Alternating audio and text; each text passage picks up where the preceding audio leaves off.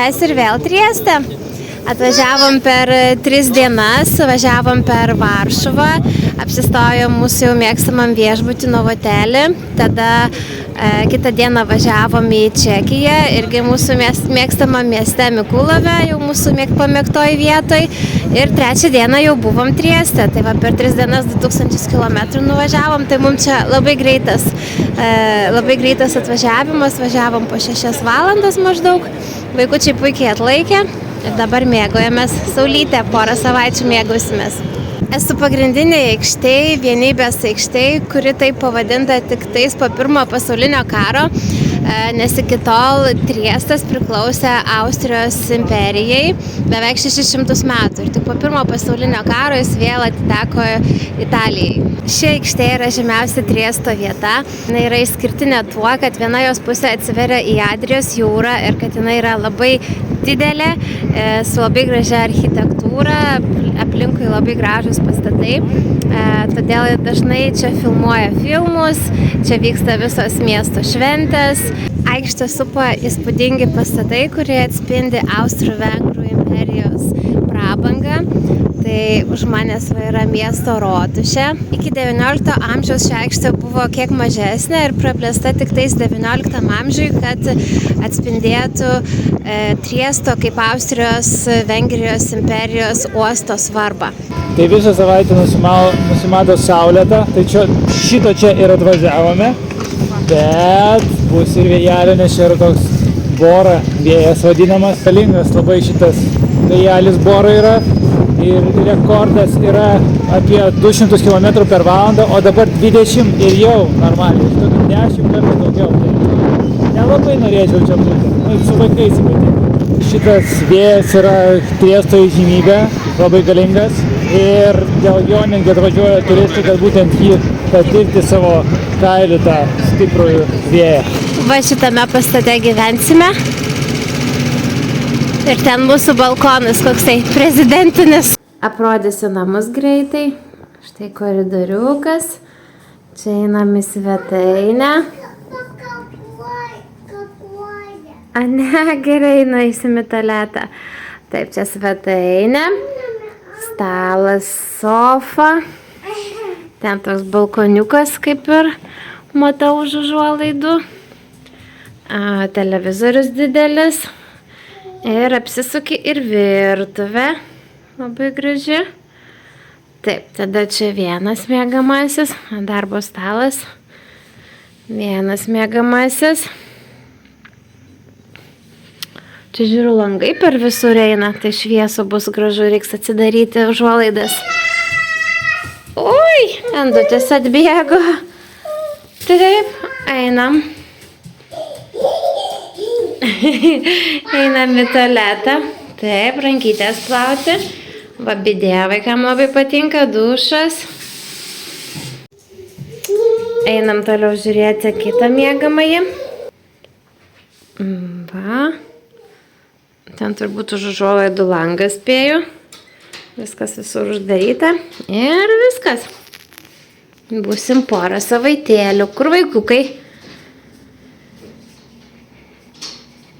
Kur vaikiukai? Ava! Balkonas ne. Tai balkonas yra, ką matom pro langą.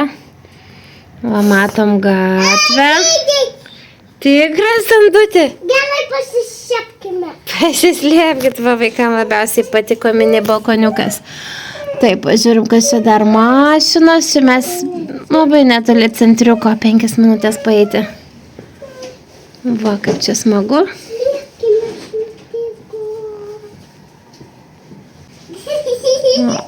Faina, matysim gyvenimą vykstantį.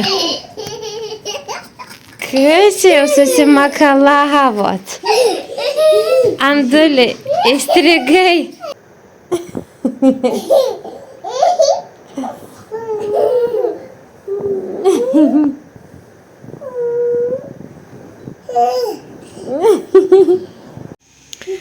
Šitas miegamasis labai fainas, nes va, visur langai, šviesu, gražu.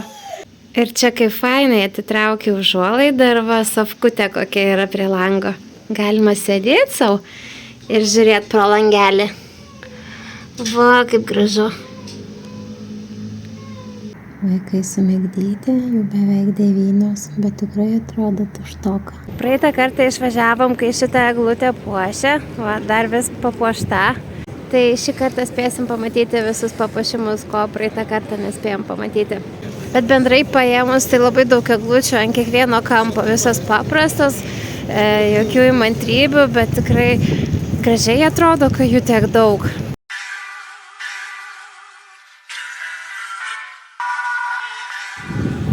Va ir pagrindinė aikštė, daug eglučių.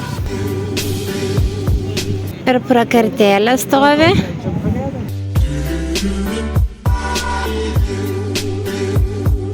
Kiekvienoje pusėje po 12 eglučių, tai iš viso 24.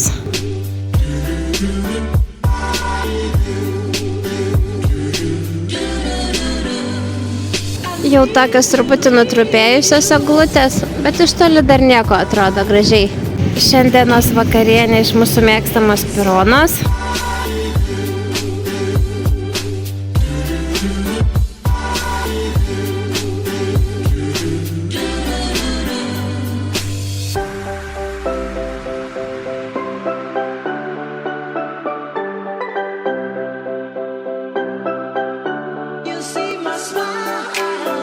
Kaip mėnulis gražiai atrodo. Va ir ledo arena. Vienas žmogelis čiuožinėja. Mūsų draugas vietinis italas sakė, kad papuošimus kalėdinius nuima apie sausio vidurį, kad dar pasidžiaugtų ir ortodoksai, kurių čia yra visai nemažai. Gaila, fontanuose jau vandens nėra. O koksai gražus fontanas, dar šito buvom nematę.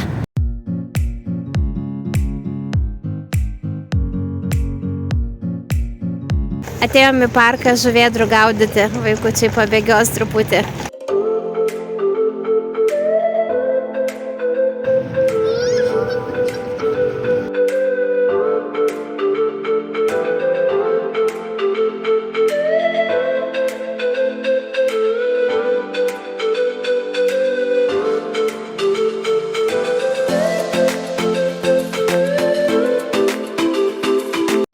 Taip. Sì, buongiorno, grazie mille, prego, tutto bene?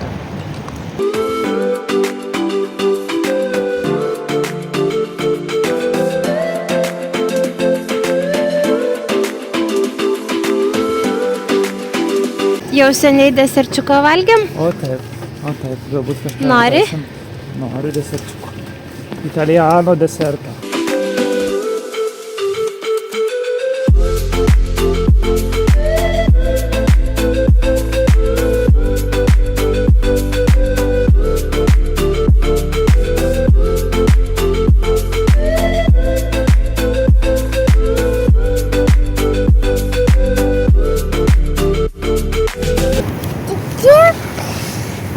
Aš noriu šokoladinį. Čia ne šokoladas, man atrodo. Sakai. Dar. Nori nudin? Ne.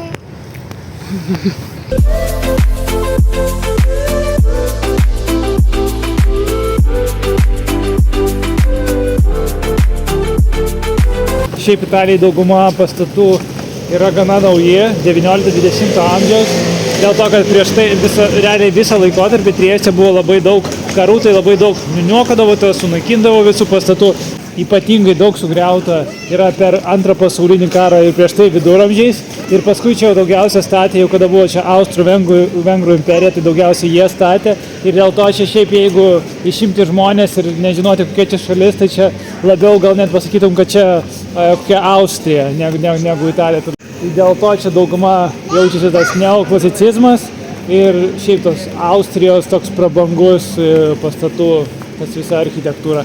O šiaip Triestas yra įkurtas net 1 amžius prieš Kristų, tai iš Romos imperijos laikų čia yra ir amfiteatras, ir arka pasilikusi, tik šitie du ir teliko iš Romos imperijos laikų.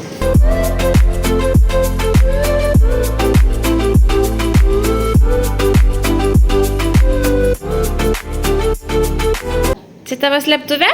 Taip. Nuo ko slėpiesi? Nuo tigrų. Ne, dabar dar nelaikas dainuoti. Vėliau, dabar galime dar žiūrėti. Antukas norėjo dainuoti, taip. Nedainuos.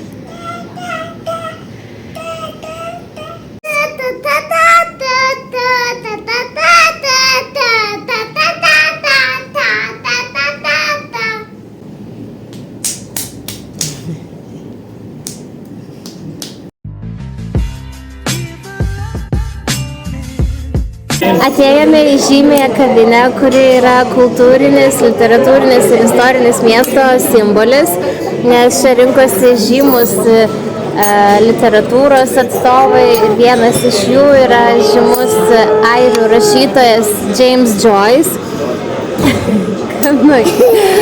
kuris padarė didelę įtaką miesto gyvenimui ir pats miestas jam padarė didelę įtaką, jisai čia gyveno 20-ojo amžiaus pradžioje. James Joyce yra vienas svarbiausių modernistinės literatūros kūrėjų ir parašė savo žymiuosius kūrinius kaip Ulisas, Dubliniečiai ir kiti. James Joyce dažnai užsukdavo į šią kavinę ir dirbdavo prie savo kūrinių arba susitikdavo su kitais intelektualais. Sakoma, kad šitoj kavinėje galima paragauti vieną skaniausių kavų ir pajusti bohemišką atmosferą, nes neypatingai čia renovuota viskas viduje. Taip gan autentiškai viskas atrodo.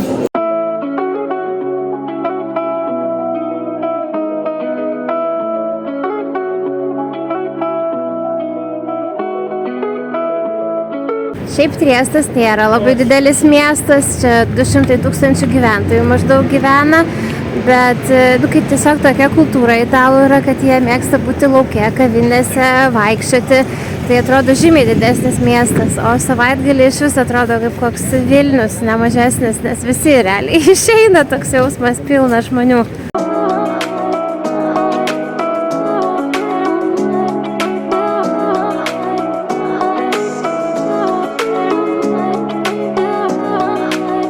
Jau ketvirta diena, kaip mes čia esam ir dar nevalgėm ledų, tai ieškom ledų, bet pasirodo, kad nėra taip lengva jų surasti, nes dabar ne sezonas ir dauguma dželaterijų užsidariusios, nes ne sezonas, tai va atsidaro turbūt tik pavasarį, tai bet kažką surasim, nes labai vaikai nori, tai reikia ieškoti.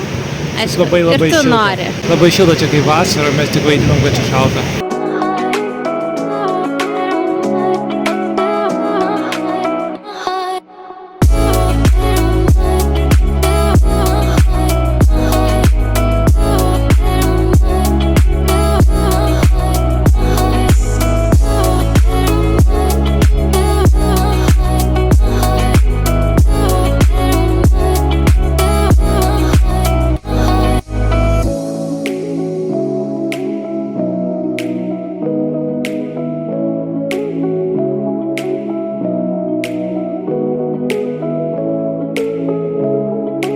Čia mes matome, kaip demonstruoja, kaip yra auginami gyvūnai. Tai žodžiu, veganai, greenpeacininkai, aktyvūs žmonės, žodžiu, čia.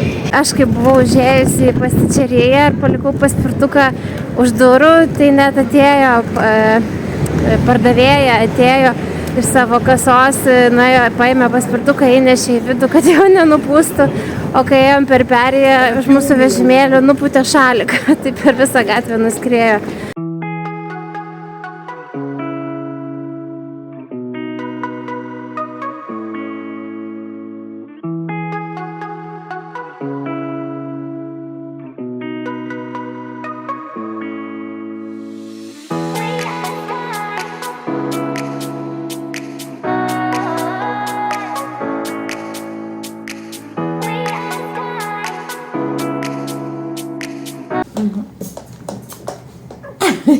Kavytė labai skani. Pažiūrėk, tik viena jau kuba nedaug. Gerai, kanukai. Va, matai jau. Gerai, Andutis kavytę geria ir šoka. Atsigeria ir šoki. Čia, taip, išpyliai, nuvalysim. Dabar gerai? Va kaip Kanukas dirba, čia užsijėmęs, negali ateiti pusryčiauti, nes labai dirba. Dar kavytė vienam kavytės mėgėjui. Kokią kavytę mes geriam, Kanukai? Medžių kavą. Teisingai.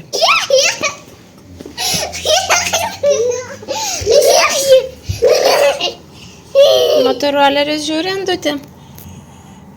Taip. Apsikabinti?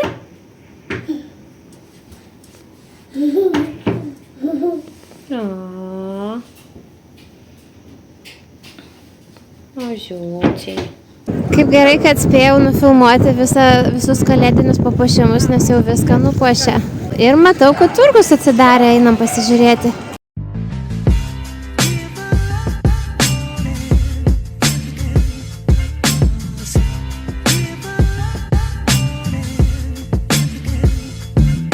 Trieste yra gan didelė serbų bendruomenė, kuri įsikūrė 18 amžiuje, kai Triestas tapo svarbus uostas Austrijos imperijoje.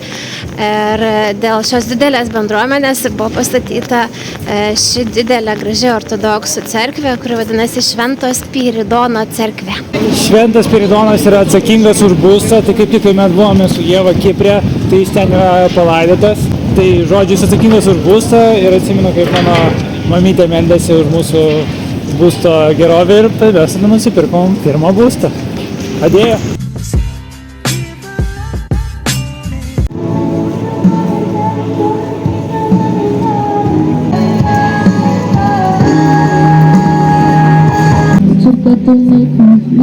La parvenza di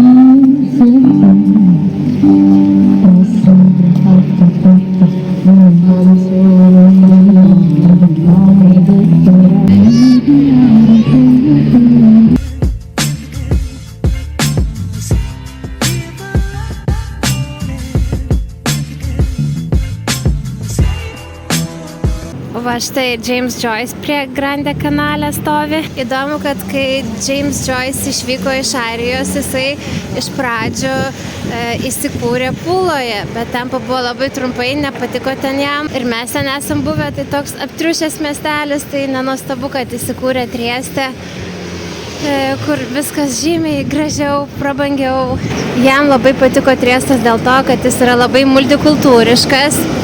Ir tai atsispindėjo jo kūryboje, nes čia labai jaučiasi austrų įtaka, slovėnų įtaka, kur siena yra visai šalia, ir italų žinoma.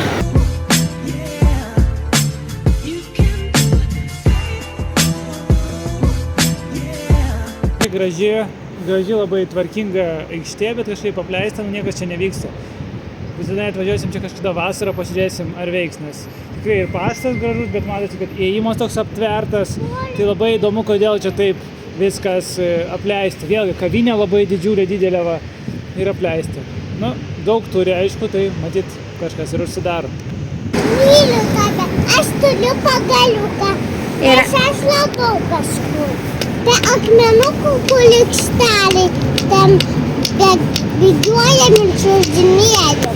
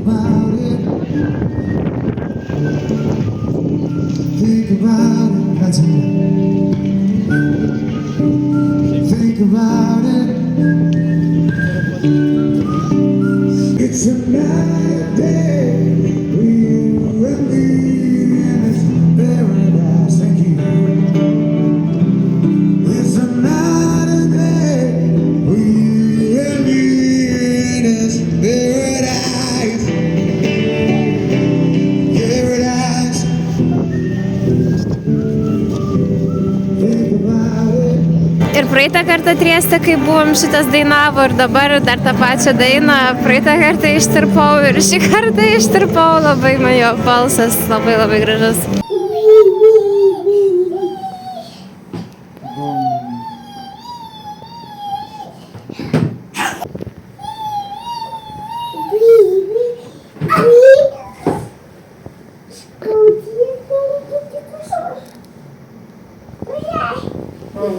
Balnytės nukritai. Pabučiavo ir viskas gerai, taip.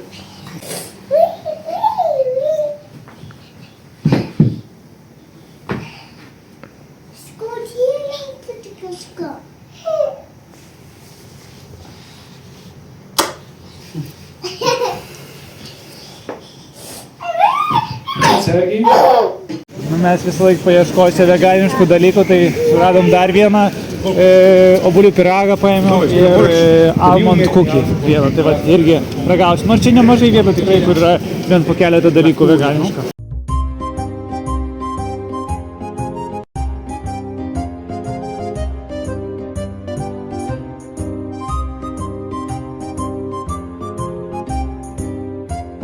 Einam ledų ieškoti, dar tik antrą kartą, kol čia esam, tai galima pasimėgauti, šiandien kaip tik šilčiau.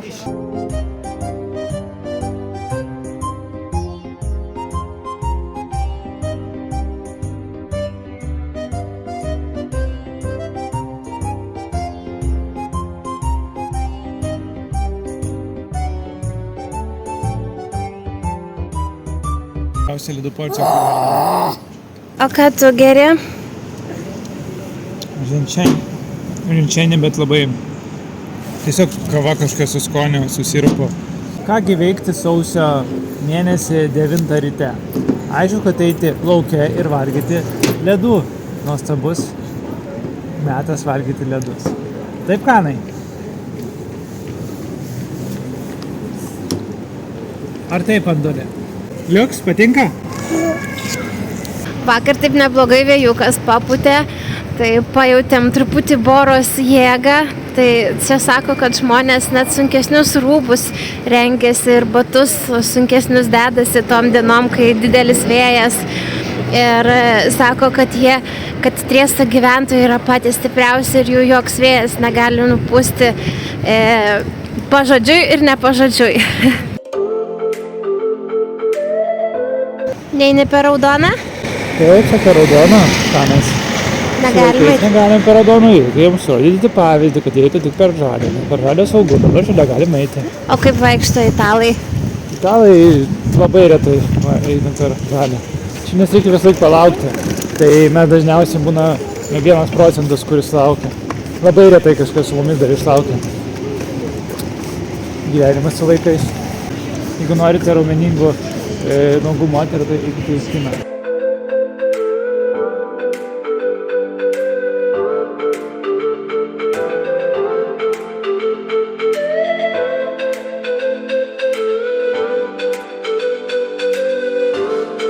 Atėjome į parkelį, kad vaikai truputį pasižaistų, kad truputį išsidūktų andukas iki miegelio.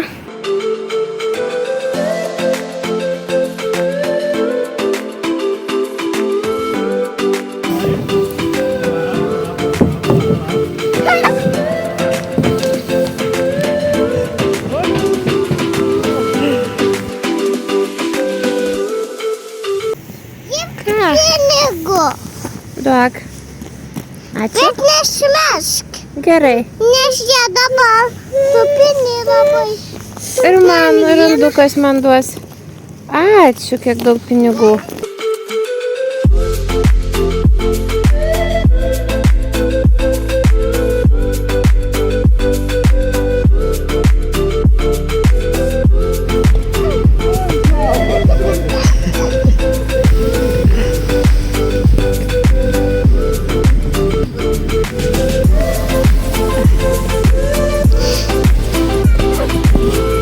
Parkingo ypatybės itališkos.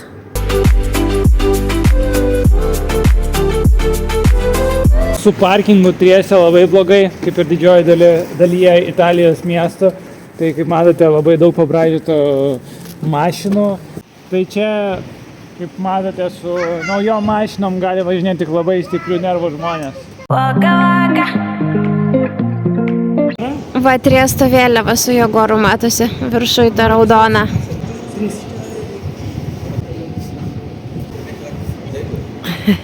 Truputį laukia apsiniaukia ir iš karto visas vėjas dingo, tai pagaliau galėjom ateiti ir prie jūros.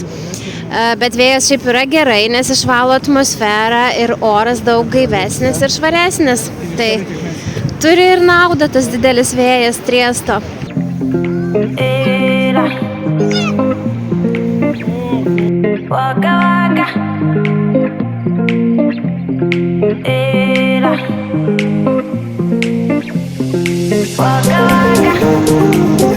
Andrius man davė atsikąsti.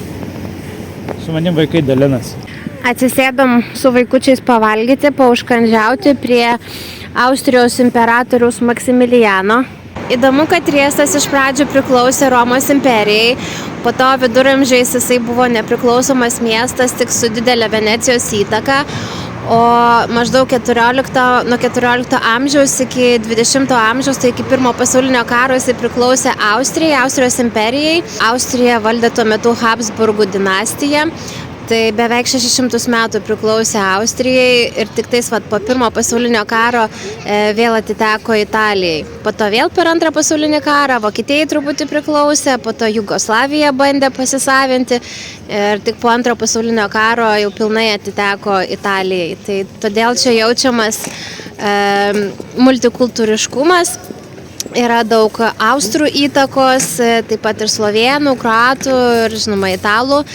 Tai tas labai atsispindi ir architektūroje, ir maiste, nes, pavyzdžiui, einam kur nors kaviniai, matom, kokie pasičirijoje ir štrudeliai yra austriški.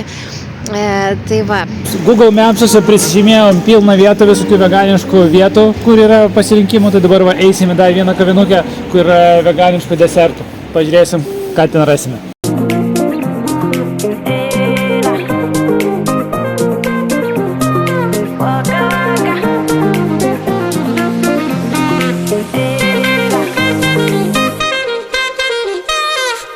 Šiom dienom Trieste vyksta kino festivalis, tai čia opera viena iš 3 vietų, kur vyksta įvairūs renginiai. Tai va, žmonės kultūrinasi, vaikšto, jeigu atvažiuotų seneliai, pažiūrėtų vaikus ir mes galėtume nueiti, bet taip nebus.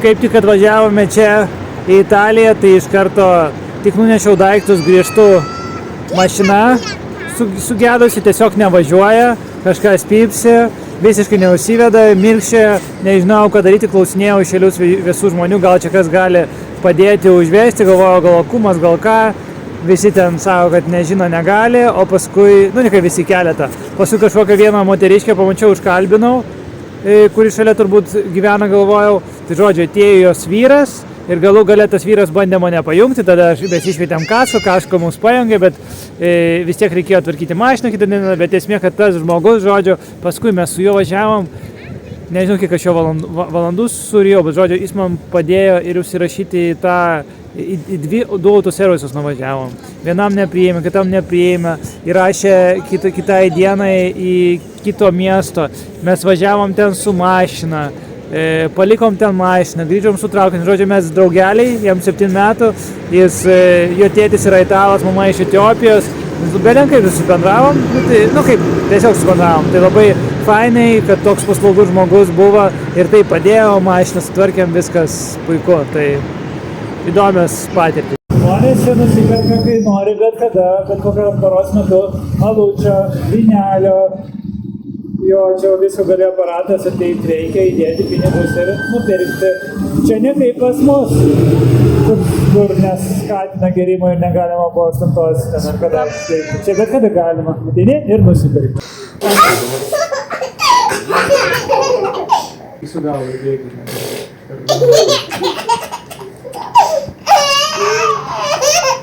Labas!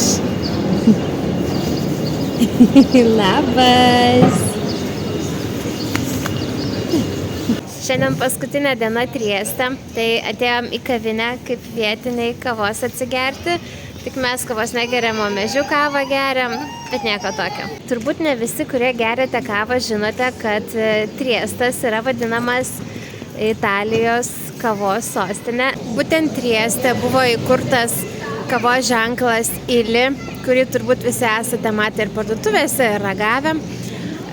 Čia po pirmo pasaulinio karo Francesco Ili atkeliavo į Triestą, jis iš tikrųjų buvo vengras, ne italas, ir sukūrė Ili kavos ženklą. Taip pat jisai pirmasis sugalvojo, kaip hermetiškai sandariai skardinėse laikyti kavą, kad jinai išlaikytų skonį ir kvapą ir nesugestų taip greitai. Ir tai sukėlė visišką kavos revoliuciją, nes dabar galėjo kavą pardavinėti visame pasaulyje ir jinai taip greit nesugesdavo, todėl jinai ir išplito po visą pasaulį.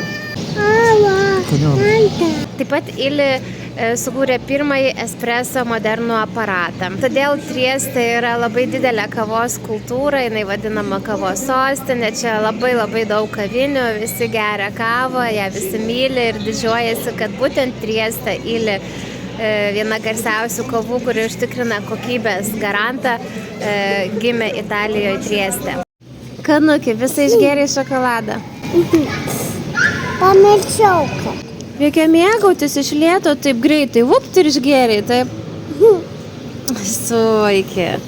Kavytę gali. Kantarė. Kantarė. Įsitepiau pats. Bet šiaip Triestas su kava yra susiję dar ir iš anksčiau. Kai Triestas 18 amžiuje tapo laisvuoju uostu, tai paskatino prekybą kavos pupelėmis iš viso pasaulio, o Adrijos jūros uostas savo lokaciją idealiai tiko importui kavos pupelių iš Brazilijos, Etiopijos ir kitų šalių. Ir Triestas tapo svarbiausių kavos pupelių paskirstymo taškų vidurio Europoje. Tai Triestas už tai ir vadinamas kavos sostinė, nes tikrai turi daug dalykų susijusių su kava.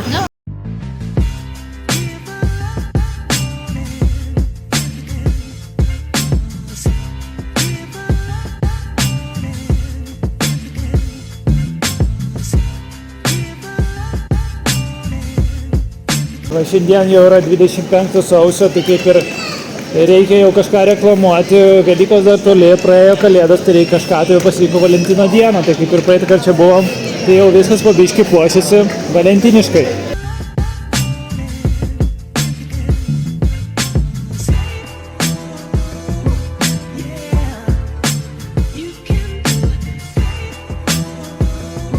Po antro pasaulinio karo UK ir USA čia buvo kaip tvarkdariai, tai va, kažkas nori, kad jie sugrįžtų.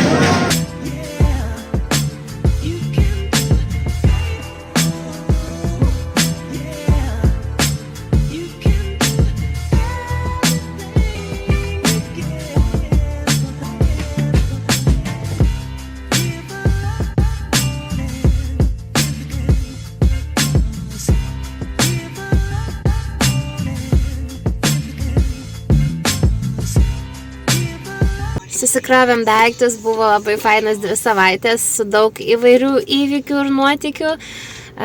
Tai dabar važiuosim per 3 dienas, jau busim namie, pro Čekiją ir pro Lenkiją, tas pačias vietas. Tai va, liko tik ilgas kelias. Ateis žmonės, mes jau išvažiuojam į namus.